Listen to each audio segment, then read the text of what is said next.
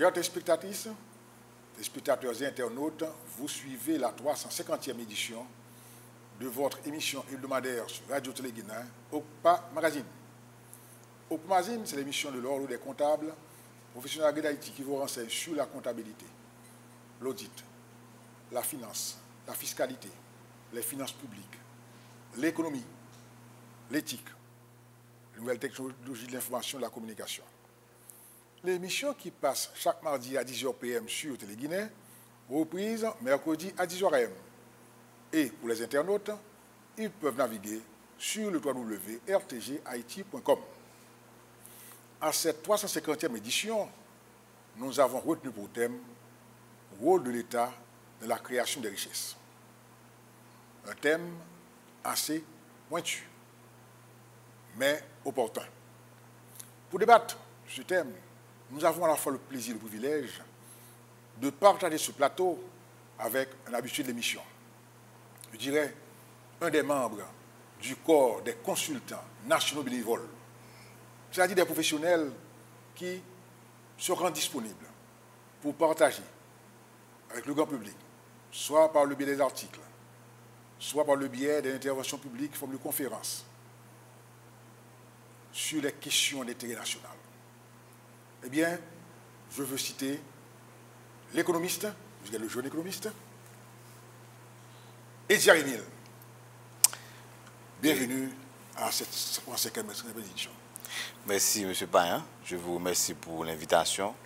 Je salue les téléspectatrices et téléspectateurs de Télé Guinée. C'est un plaisir encore une fois d'être reçu à cette émission, combien spéciale, combien intéressante. Et j'espère qu'on va passer un bon moment ensemble pour débattre de ce sujet et très pertinent, le rôle de l'État dans la création de richesses. Très bien. Ainsi, on prend une pause, on vous revient.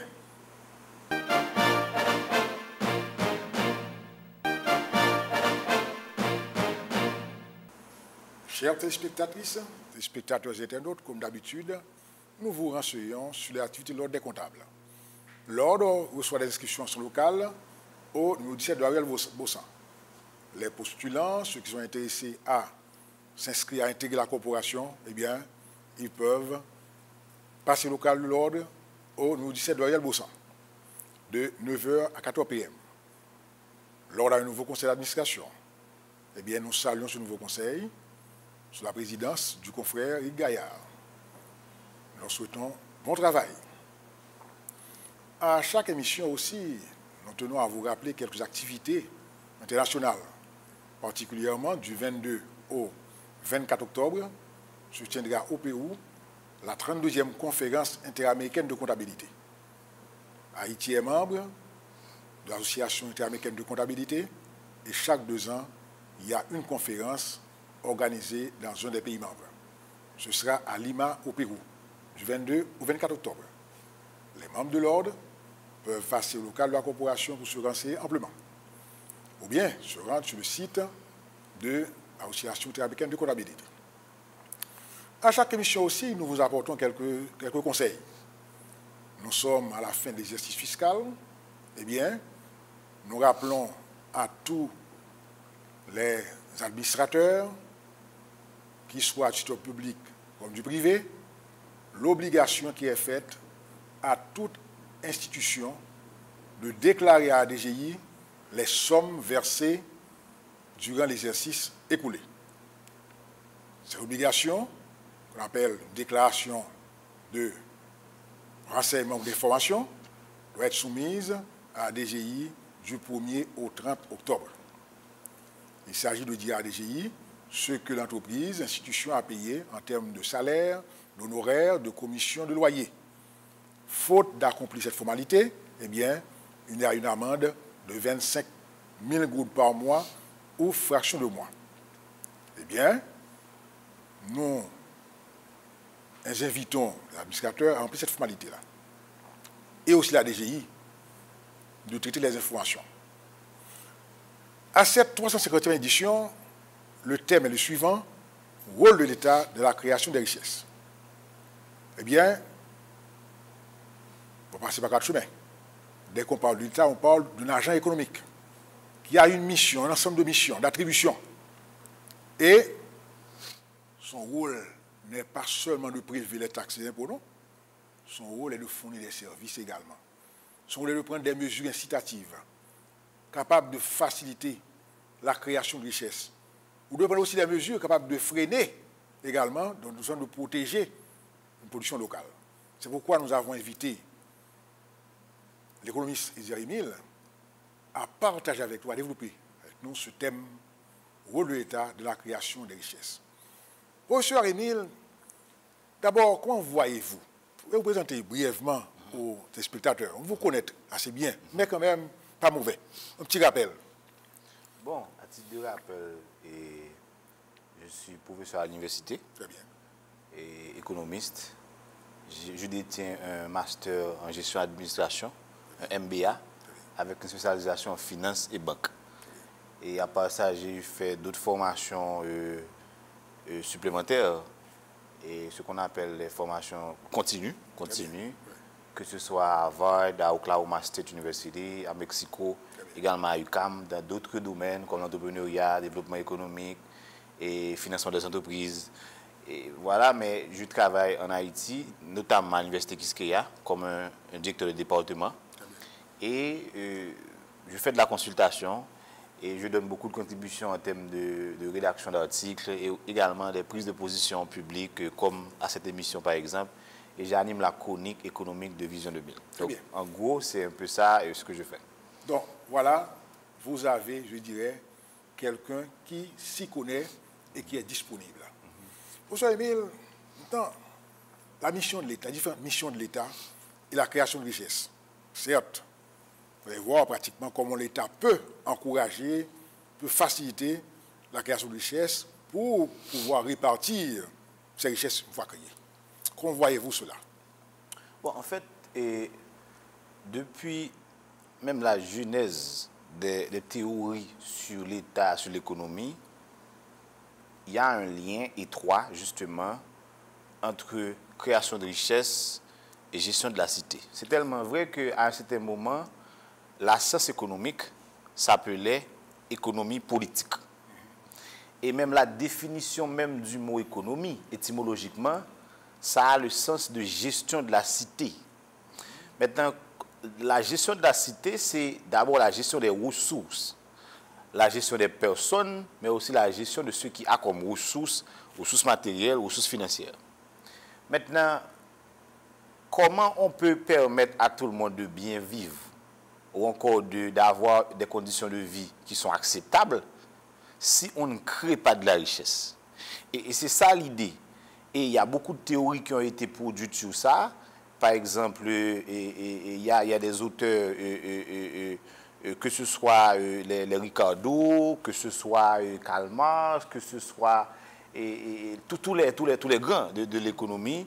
Et justement, on produit des réflexions sur la création de richesses, mais au fur et à mesure, il y a des gens qui commencent à donner un autre rôle à l'État, un rôle d'accompagnateur et non un rôle central. Et c'est ça le débat entre les gens qui sont un petit peu plus libéraux et d'autres qui sont un petit peu plus du côté du renforcement du rôle de l'État, comme John Maynard Keynes, par exemple. Donc cela veut dire que, mais peu importe, que ce soit les gens qui sont pro-gouvernement ou encore qui sont pour un gouvernement fort ou pour un gouvernement faible, dans les deux cas, l'idée c'est que l'État a un rôle central dans la création de richesse. Le rôle peut être direct, le rôle peut être indirect.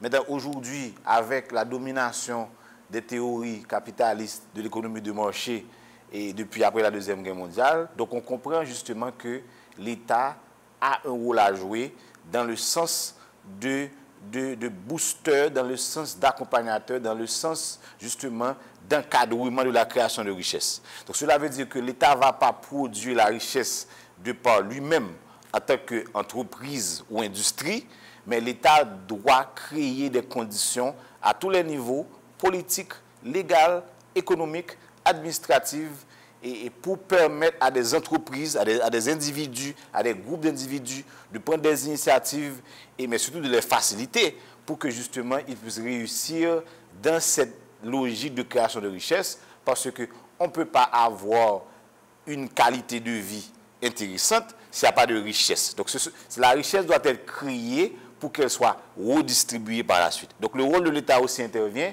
dans la redistribution de richesses. C'est pour ça que c'est le rôle principal des politiques fiscales, c'est permettre à ce que la richesse qui est produite puisse être distribuée d'une certaine façon pour que, même quand tout le monde n'a pas le même niveau de richesse, mais pour que tout le monde puisse avoir un minimum de vital, de richesse pour permettre à ce que ces gens puissent continuer à exister. Très bien. Là, je vous dirais, c'est une mission fondamentale de l'État, créer la richesse. Mais comment doit-il s'y prendre? Est-ce qu'il doit intervenir directement dans l'économie, c'est-à-dire avoir son entreprise, réaliser des profits, les redistribuer comme un particulier? Donc, comment ça se fait? Ou bien, est-ce qu'il doit déléguer à d'autres agents économiques ce rôle, je dirais, important de création de richesse? En fait, ça a été le débat depuis pratiquement 300 ans entre ceux-là qui pensent que l'État doit intervenir directement, les interventionnistes, et ceux-là qui croient que l'État doit rester dans son rôle de régulateur, avec les fonctions régaliennes en termes d'éducation, de défense, par exemple, et de la justice. Donc ça, par exemple, c'est la position des classiques avec Adam Smith, par exemple. Adam Smith, c'est l'un des pères, les classiques, et même les néoclassiques également en économie. Maintenant, les gens qui croient que si on laisse le marché à fonctionner comme ça, sans l'intervention de l'État de manière directe, comme les Keynes, par exemple, donc on peut arriver à un dérapage. Et Keynes croit que c'est un peu ça, la source des crises persistantes, le fait que l'État reste en dehors, et selon lui, c'est ce qui a justifié la Grande Dépression des années 1929. Et justement, et c'est à partir de là qu'avec Keynes, que l'État a eu à intervenir, notamment avec, vous vous rappelez, avec le fameux New Deal de Delano Roosevelt et FDR, qui a quand même marqué un tournant dans la politique économique qui existait avant, où l'État n'intervenait pas. Et à ce moment-là, ils ont compris que l'État devrait intervenir. Donc là, je fais même un retour historique pour retourner maintenant dans ce qu'on a aujourd'hui.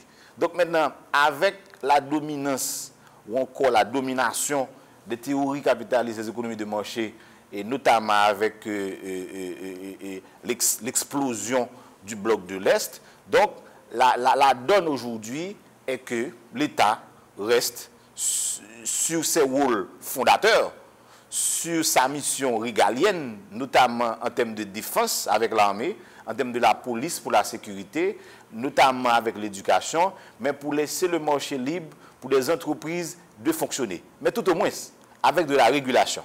Donc cela veut dire qu'aujourd'hui, l'idée dominante que l'État prépare le cadre, l'État définit les règles, l'État définit les conditions, l'État réalise les infrastructures physiques, mais aussi en termes institutionnels. Maintenant, à ce moment-là, les entreprises, les individus, les personnes vont se sentir totalement à l'aise et protégées pour prendre des initiatives. Mais ça n'exclut pas pour autant que l'État peut être aussi un agent économique direct dans le lancement d'entreprises. Aujourd'hui, on parle d'entreprises publiques. Aujourd'hui, on parle d'entreprises semi-publiques. On parle de partenariat public-privé. Donc l'État, non seulement peut jouer un rôle de régulateur, un rôle de concepteur de cadre macroéconomique, cadre infrastructurel, cadre institutionnel, cadre légal, cadre politique stable, mais aussi l'État aussi, avec ses moyens, peut être un agent direct en termes d'investissement, un agent direct en termes de partenariat à l'investissement, dans n'importe quel type de secteur, comme ça se fait dans des pays où l'État est peut-être actionnaire majoritaire ou minoritaire dans l'énergie, dans la distribution d'eau potable, dans d'autres trucs, même dans la construction. Mais ce sont des modèles justement d'un pays à un autre. Il y a peut-être ce qui existe en Chine peut ne pas être la même chose ce qui existe aux États-Unis. Ce qui existe au Canada peut ne pas être la même chose par rapport à ce qui existe au Chili. Donc il y a des modèles, mais les pays arrivent à trouver quand même des modèles pour permettre à l'État de jouer un rôle, mais qui peut être aussi, dans certains cas, beaucoup plus important que d'autres. Mais en Haïti, ce qu'on a, c'est que l'État a beaucoup de rôles à jouer, avec très peu de ressources. Et c'est quand même très difficile. Et quand on attend ce que l'État donne de la santé, l'État donne de l'éducation, l'État donne et tout, alors qu'on sait très bien que l'État n'a pas beaucoup de moyens. On parle jusqu'à cette semaine de la question de budget. Avec 2 milliards de dollars américains de budget, par exemple, on ne peut pas s'attendre à tout ça. Donc, je crois qu'il est important pour qu'en Haïti, l'État puisse redéfinir son rôle dans l'accompagnement de la création de richesse. Est-ce qu'on va jouer un rôle beaucoup plus direct? Est-ce qu'on a les moyens pour le faire? Est-ce qu'on va jouer un rôle beaucoup plus intermédiaire? Ou encore, est-ce que l'État va se contenter à être le concepteur de cadre, comme je l'ai dit tout à l'heure? Donc ça, c'est un débat, en fait. Maintenant, c'est un débat qui concerne tout le monde et on ne peut pas construire la société sans prendre ses orientations, sans définir ses histoires. Maintenant, comment vous imaginez un État en Haïti pareil et en train de se donner des responsabilités à tous les niveaux, avec des attentes qui sont nombreuses, mais avec un budget aussi maigre? Je vous rappelle que hier, la République dominicaine a publié et a voté son budget. C'est un budget de 17 milliards de dollars américains avec la même population qu'Haïti. Donc ça fait 8 fois plus élevé que ce qu'on a en termes de budget pour le gouvernement. Donc ça, c'est déjà une idée pour vous montrer que c'est important pour que l'État puisse définir son rôle. Justement, je ne suis pas pour que l'État laisse le champ libre au marché pour diriger, parce que c'est important pour qu'on puisse définir les règles, pour qu'on mette les balises. Parce que si on donne le privé, tout le champ, le privé ne va pas nécessairement s'intéresser à la chose publique. Donc c'est à l'État, à partir des politiques fiscales, à partir des politiques économiques, des politiques publiques, mais aussi en termes d'orientation pour pouvoir justement faire ou encore préparer un cadre attractif attractif, non seulement attractif, mais aussi propice à l'investissement et qui est le moteur de la création de richesse. Parce qu'on va parler de création de richesse, ça va l'investissement. Donc, investissement à la fois public, mais aussi investissement à la fois privé. Donc, je crois que c'est là qu'il faut mettre le débat, justement, et dans cette dynamique de création de richesse et le rôle de l'État central. Très bien. Alors, quand on parle de création de richesse, on parle des régulateurs, on voit l'État renonçant à certains droits de prélèvement d'impôts, à cause de ses avantages, c'est-à-dire où pour trouver ce juste milieu, cet équilibre-là, de façon à ce que l'État puisse en fois, tout en satisfaisant ses besoins de ressources à collecter, des impôts, et également offrir des avantages aux agents économiques qui veulent investir. En fait, c'est ça le dilemme. Le dilemme. C'est là le dilemme, mais aussi c'est la complexité même de la gestion budgétaire en Haïti. C'est tout le dilemme de la gestion économique en Haïti. Parce que dans les pays où on a des taux de pauvreté élevés, en général, les gouvernements, l'État doit avoir un rôle en termes de subvention pour vous donner accès. Parce qu'on ne peut pas supposer que les gens qui sont pauvres peuvent payer des soins de santé qui sont chers, théoriquement. On ne peut pas supposer que les gens qui sont pauvres doivent pouvoir payer des logements décents. On ne peut pas supposer que les gens pauvres puissent être capables, d'avoir des conditions en termes d'assainissement qui sont acceptables. Donc cela veut dire que l'État doit avoir un rôle par rapport à ces gens. Ces gens probablement ne peuvent pas payer d'électricité à 24/24, même si on pourrait le donner. Donc cela veut dire que c'est très difficile dans un État pareil, et c'est pour ça que je mets le focus sur la création de richesse. Parce que, pourquoi? Encore une fois, je reviens avec le budget. Je ne sais pas si vous me permettez. C'est le débat aujourd'hui. Oui. Il y a beaucoup de secteurs, d'institutions qui se plaignent. Écoutez, j'ai un budget qui est tant, seulement tant millions, seulement tant millions. Mais au final, quand on prend son temps pour réfléchir à tout ça, le problème principal, ce n'est pas l'allocation, c'est le budget qui est trop petit.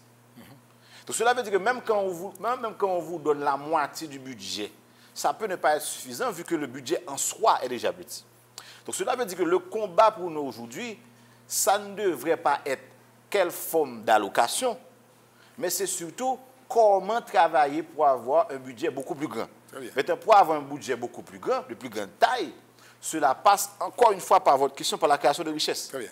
Parce que, écoutez, l'État n'a pas nécessairement des entreprises industrielles pour produire de la richesse, pour faire de l'argent, des bénéfices. Écoutez, on en a, certaines entreprises publiques, mais le gros de la question, c'est la taxation. Mais la taxation sur quoi? Taxation sur les chiffres d'affaires, taxation sur les revenus.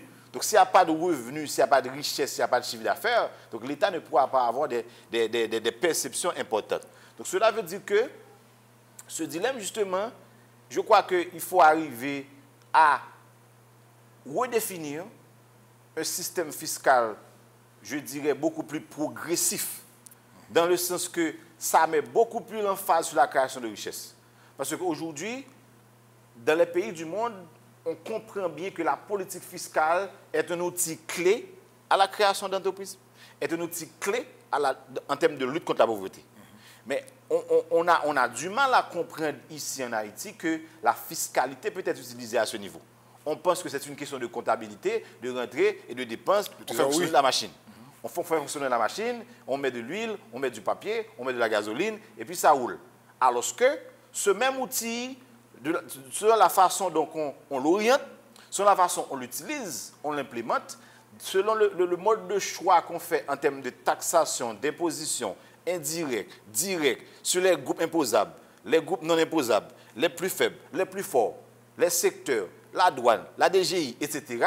Donc, il y a toute une façon, justement, de réorienter tout ça. Et c'est pour ça que, encore une fois, je prône toute une refondation même de ce système fiscal qui est des fois même anti-entreprise. Et je le dis honnêtement. Des fois, on a l'impression qu'il y a des dispositions, il y a des procédures, il y a des tracasseries, il y a même des formes de taxation qui n'encouragent pas l'entreprise.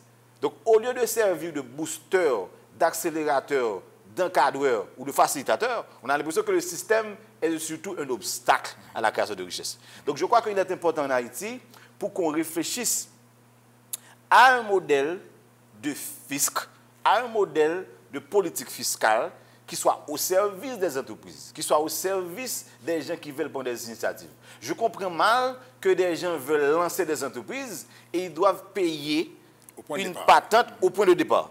Ça n'a pas de sens. C'est totalement aberrant. Donc, on n'a pas encore créé de la richesse, alors qu'on me demande de payer quand même pour une richesse qui va être créée par la suite. À ce moment-là, on décourage l'entreprise.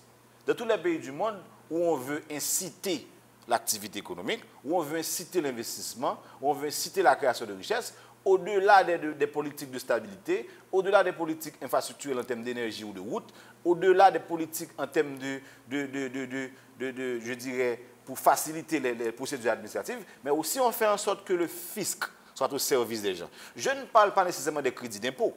Je ne parle pas nécessairement de ça. Je ne parle pas nécessairement d'exonération. Des fois, les exonérations se font dans de très mauvaises conditions.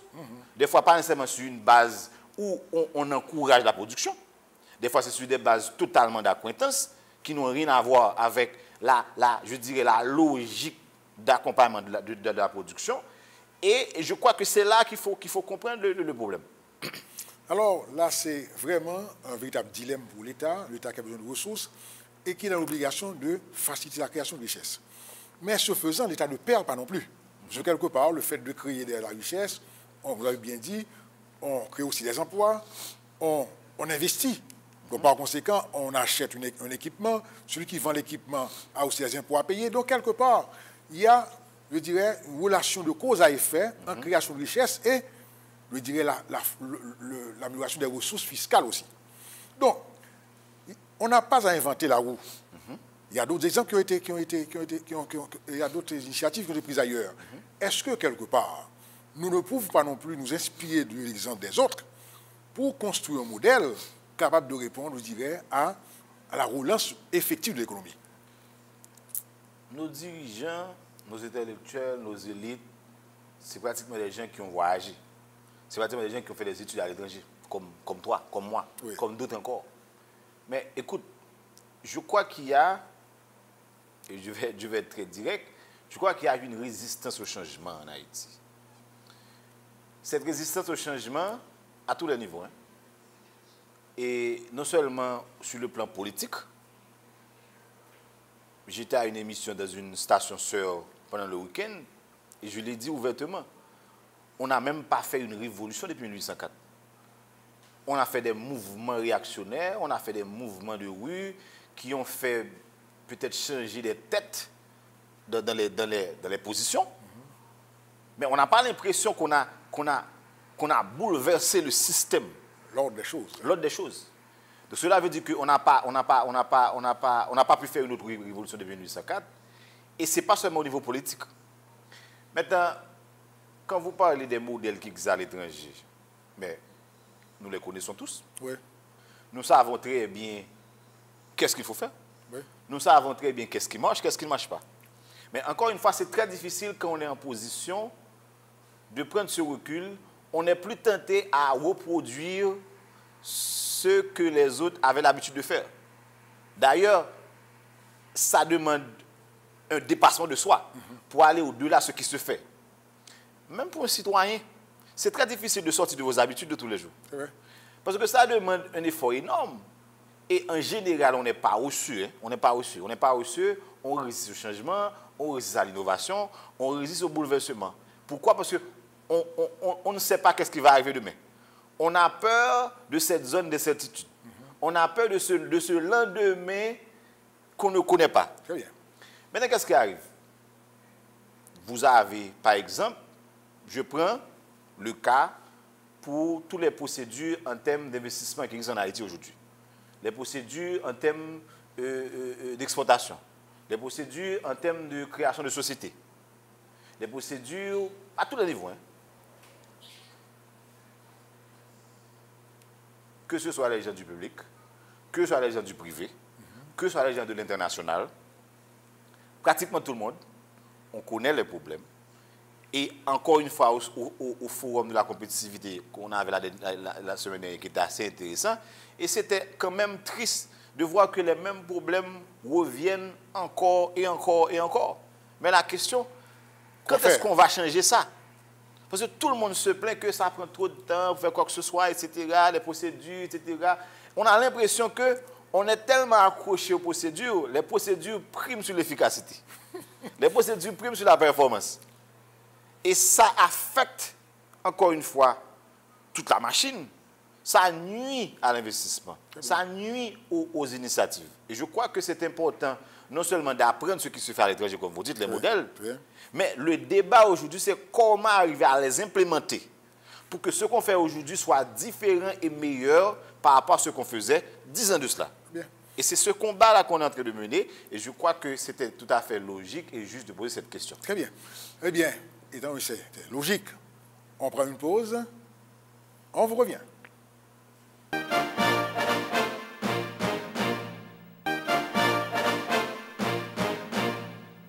Chers téléspectatrices, téléspectateurs et internautes, vous suivez la 350e édition de votre émission hebdomadaire sur Radio-Télé Guinée, OCPA Magazine. Émission qui a pour thème « Rôle de l'État de la création des richesses ». Notre invité, professeur Edgar Emile.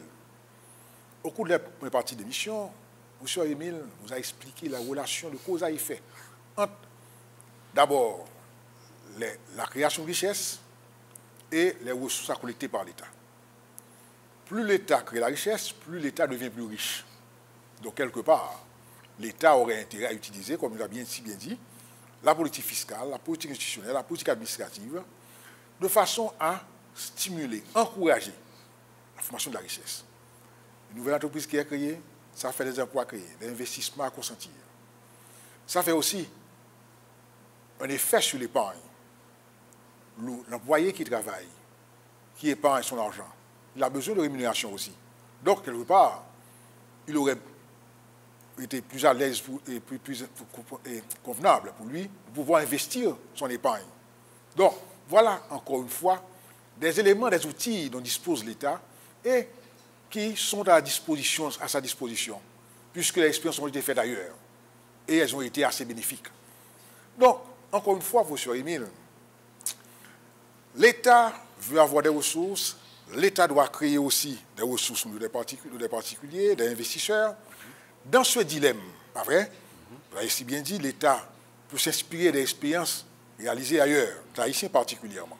Donc, pourquoi ne voulons-nous pas avoir quelques modèles à nous inspirer pour aller encore plus vite? Pourquoi? laisse-moi prendre deux exemples, M. Payan. D'abord, la question de l'énergie. OK. À peu près 30 ans de cela, la République dominicaine avait les mêmes problèmes en termes d'accès à l'électricité pour sa population. Et il y avait le même modèle, une entreprise unique, publique, non performante, non efficace, avec, et aussi déficitaire, comme c'est le cas pour nous en Haïti avec l'IH. Tout à fait. Les années 1996-97, ils ont fait la révolution énergétique, avec l'ouverture du secteur qui a permis à la fois de créer près d'une dizaine de nouvelles entreprises, publiques tout court, public-privé, semi-public, privé tout court. Donc, créer un modèle ouvert avec 3 types d'entreprises, mais non seulement avec des statuts juridiques en termes de sources de capital différents, mais aussi en termes de distribution géographique.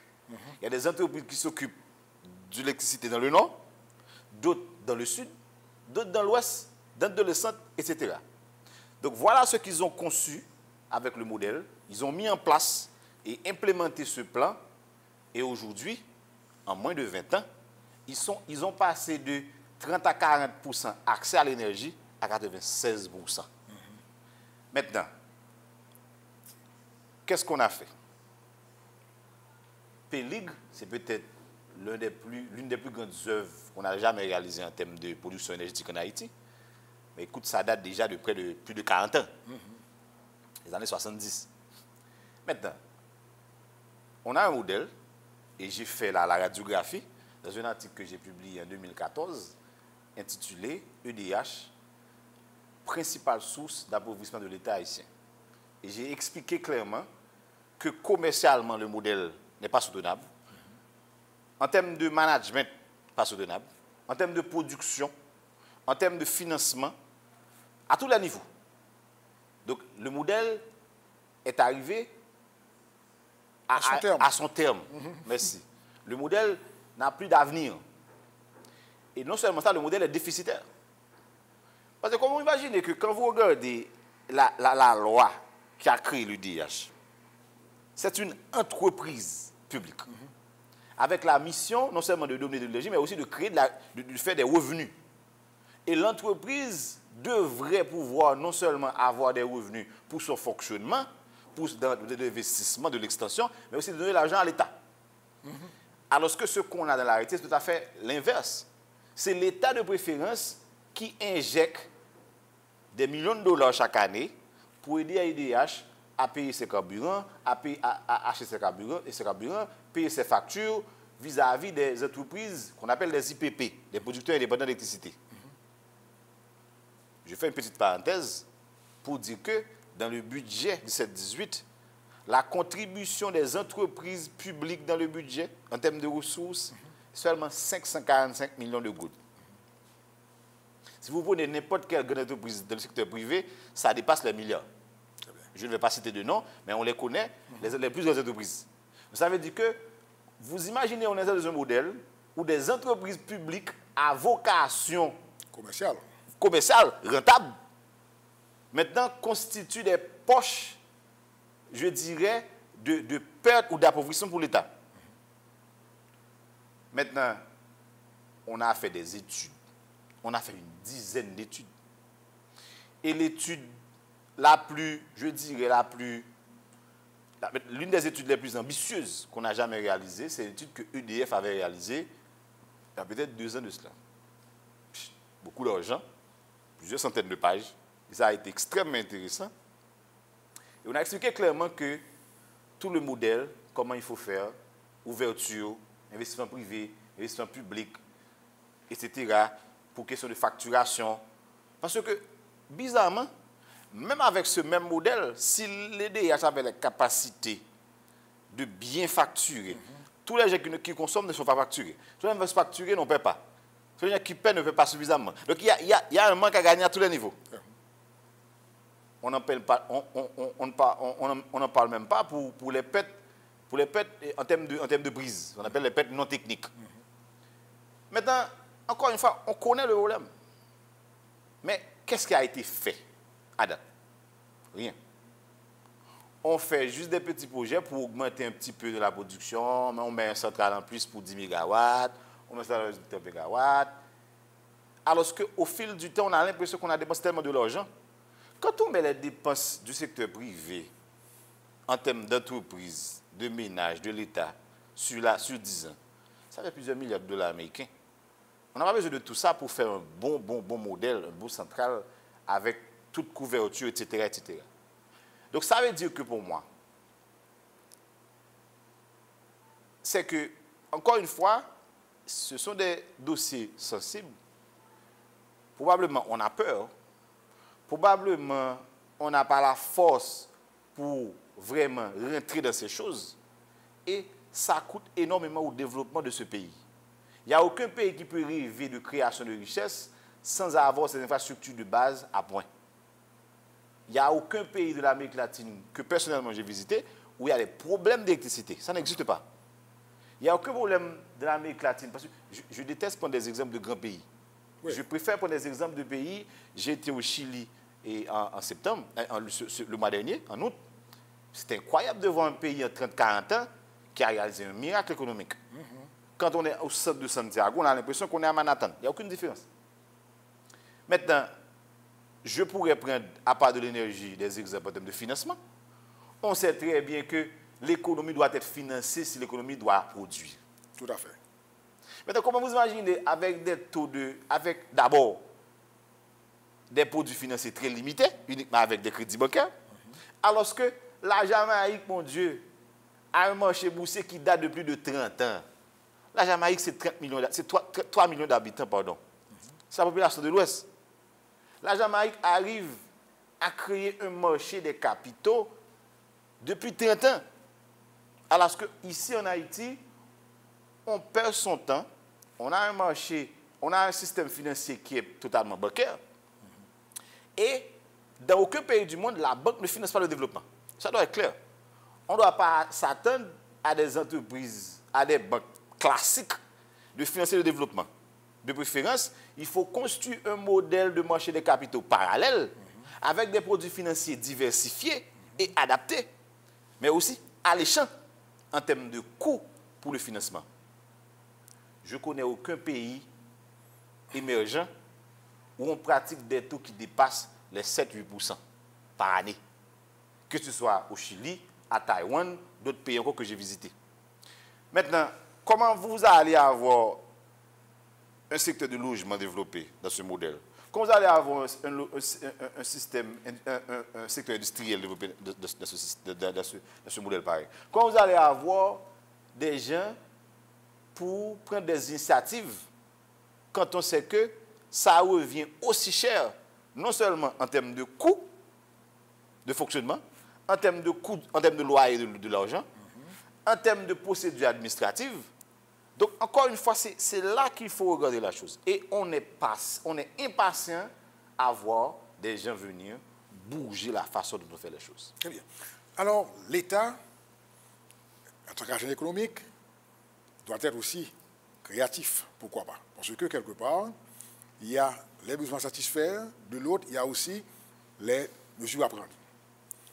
Mais l'élément important pour M. Emile, c'est la confiance. Est-ce que l'État, la confiance ici, l'exemplarité, est-ce que l'État, en tant qu'agent économique, donne des exemples d'un agent économique responsable par rapport à ses choix pour créer la richesse effectivement? Vous avez bien, vous voyez, si on est le cas de l'EDH. Mais il y a plein d'exemples comme ça. Mais l'État régulateur doit aussi inspirer confiance. N'est-ce pas un frein aussi à la formulation même de cette dite politique? Tant souhaité. Je prends deux exemples pour vous donner raison par rapport à ce que vous dites. Premièrement, les gens ne votent pas aux élections. On a fait les élections, ça fait plusieurs années. On a du mal à dépasser les 20% de participation.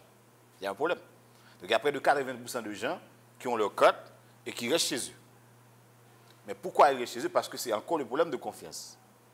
Deuxième exemple, les gens ne paient pas des taxes.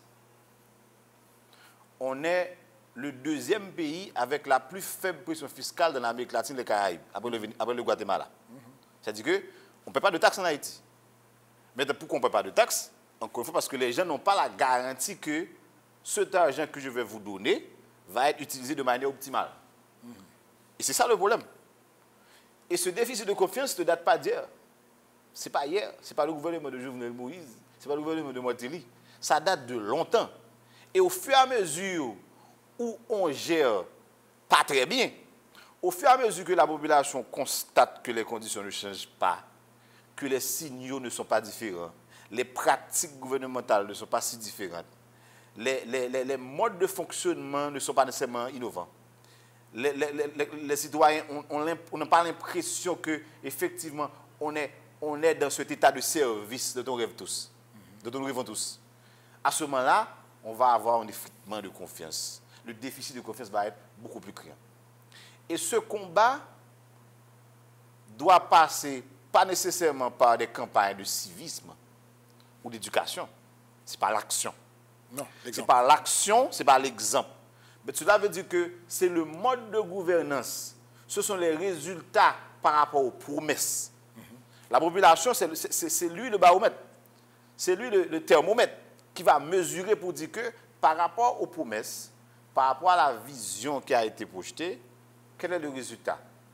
Est-ce qu'effectivement, aujourd'hui, je suis meilleur par rapport à hier? Mais jusqu'à date, le résultat qu'on a est catastrophique.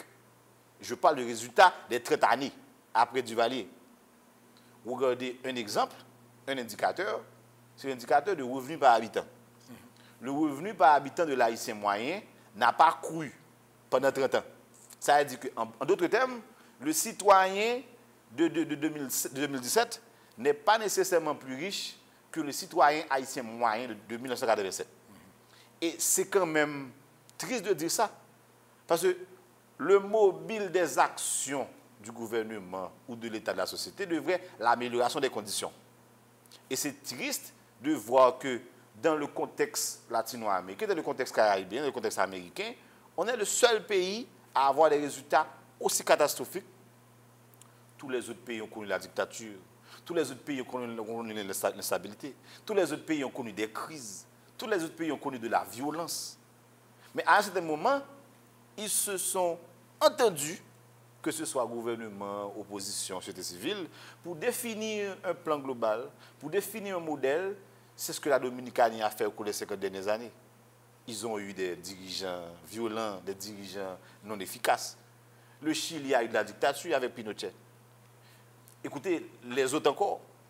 Maintenant, et c'est ça qu'on en a besoin, ce tournant, pour dire qu'on est fatigué à avoir de l'instabilité, on est fatigué à avoir, et justement, à répliquer ce modèle de l'État au rabais. Et le modèle, ou encore le signal, a commencé par l'État. Parce que l'instabilité est créée des fois par l'État en Haïti. Le fait, par exemple, d'avoir autant de ministres sur une période aussi courte, c'est de l'instabilité. Le fait, par exemple, de ne pas maintenir ou soutenir ou protéger le dialogue ou encore le consensus national, c'est aussi de sous-stabilité. Le fait de ne pas être à l'écoute de la population aussi, c'est de l'instabilité qu'on crée. La Constitution aussi est sous instabilité. L'intolérance de certains opposants est aussi sous instabilité. Donc maintenant, comment arriver à un niveau pour dire que est-ce qu'on veut que nos enfants en 20 ans ou en 15 ans puissent avoir notre pays, ou est-ce qu'on veut avoir le même pays, ou encore un pays qui est pire que ce qu'on a aujourd'hui? Et je crois que c'est ce signal que les élites doivent donner, les élites économiques, les élites politiques et les intellectuels. Donc le pays a besoin de dialogue permanent. Le pays a besoin de la concession. Le pays a besoin du consensus. Mais le consensus autour d'un plan global. Parce que la gouvernance au jour le jour, les mesures au jour le jour, la planification du développement sur une année budgétaire comme on le fait, ne pourra jamais renverser la donne, ne pourra jamais permettre à la création de richesse puisse être une réalité. Très bien. Mais alors, professeur Émile, l'élément confiance persiste. On peut avoir un dialogue, mais il faut que les parties se mettent d'accord et se fassent confiance. Donc, puisque nous parlons d'économie, on voit des mesures à long terme, pourquoi pas. Donc, comment arriver à sensibiliser ceux qui aujourd'hui auront pratiquement facilité ce dialogue et ceux qui vont prendre des décisions également. Parce que quelque part, il y a toujours, je dirais, cette méfiance entre gouvernants et gouvernés. Yeah. Comment arriver à cela? Parce que quelque part, il faut effectivement que l'État facilite la création de richesses. C'est pas facile, c'est pas facile. C'est très difficile, mais ça demande un dépassement. Ça demande que les gens puissent voir Haïti avant tout. Aujourd'hui, ce qu'on a, c'est quand même une sorte de... On a un conflit des fois de groupes, de secteurs, de générations, d'idéologies, intérêts économiques. Mais au final, on a l'impression que tout le monde se connaît. Tout le monde est ami, pratiquement. Et je l'ai compris, mais c'est un peu... C'est récemment. Parce que je suis quand même assez jeune. Donc, j'ai fait les expériences récemment. J'ai compris que même les gens qui sont des farouches opposants, pour la plupart, ce sont des amis. C'est des gens qui se rencontrent des fois en privé, le dimanche soir, le samedi soir, dans des fêtes privées. Donc, cela veut dire que c'est cette prise de conscience qu'on en a besoin à tous les niveaux. Et pour dire que on a fait gaspiller le temps de beaucoup de jeunes. Aujourd'hui, les gens qui veulent partir pour laisser le pays, c'est un peu une forme de démonstration de ce qu'on parle. Parce que les jeunes ne partent pas parce qu'ils veulent partir. Ils partent parce qu'ils estiment qu'aujourd'hui, ce n'est pas bien et demain, ça peut ne pas être bien. Donc, il n'y a pas d'espoir dans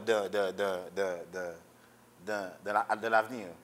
Donc, cela veut dire que cette prise de conscience, je dirais, ça devrait être le premier, ou encore la première étape de cette démarche.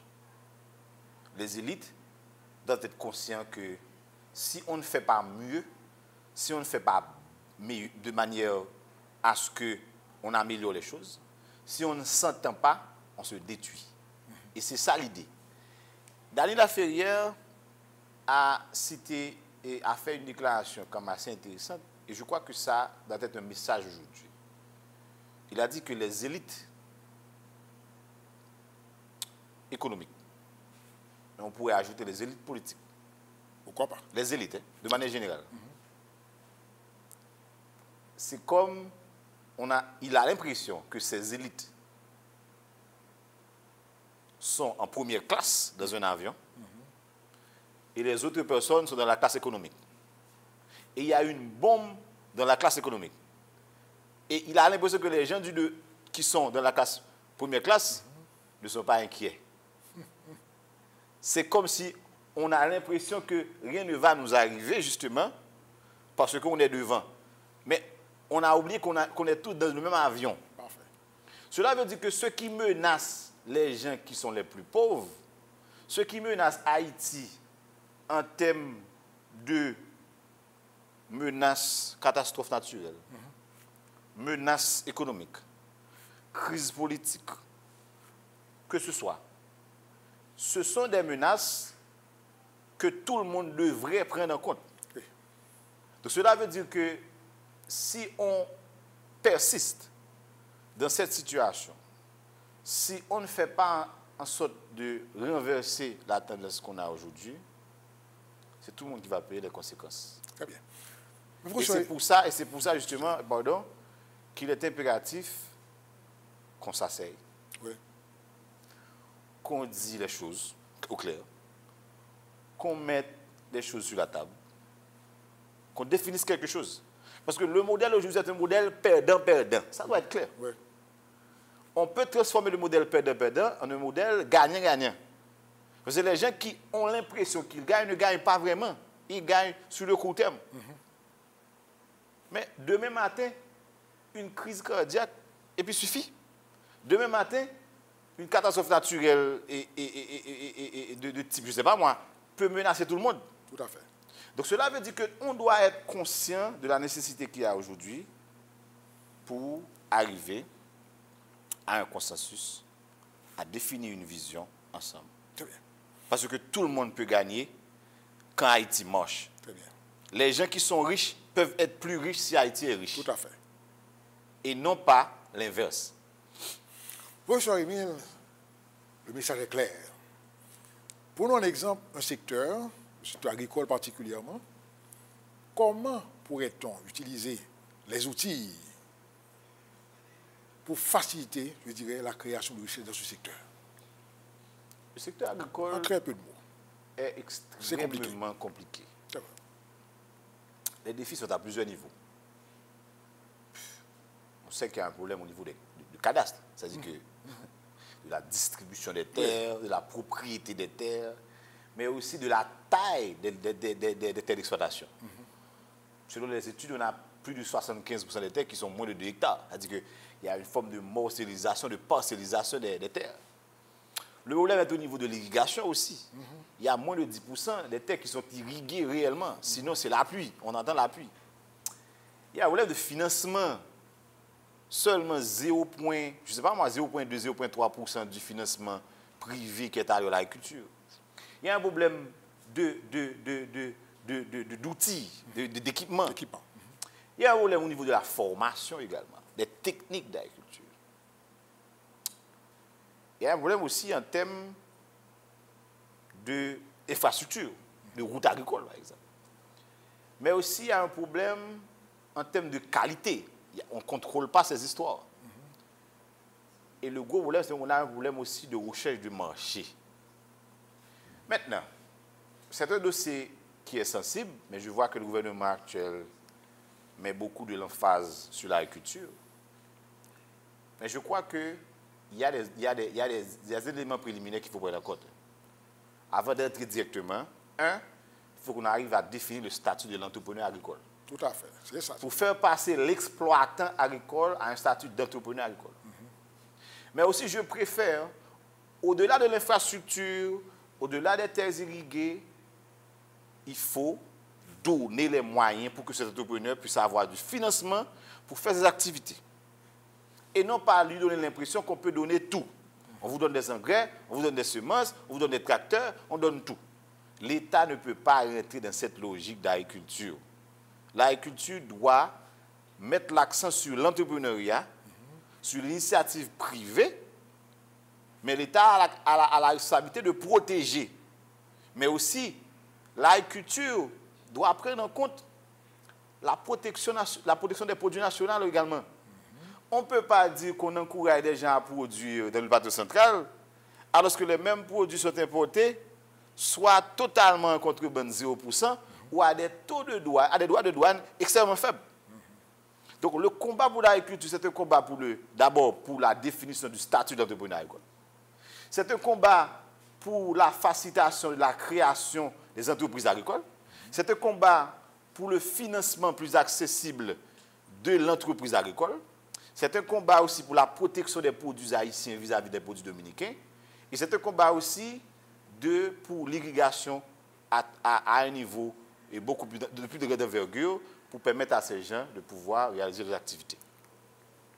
Mesdames, Messieurs, ainsi prend fin la 350e édition de votre émission Hope Magazine, rôle de l'État à la formation des richesses.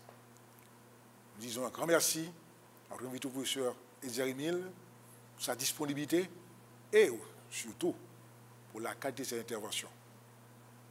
Que chacun puisse tirer avantage de ce moment de partage pour le bien de ce pays que nous voulons meilleur pour les autres et pour le futur. À vous, nous disons merci et à bientôt, professeur Émile. Un grand merci et à bientôt. Merci pour moi aussi. Merci.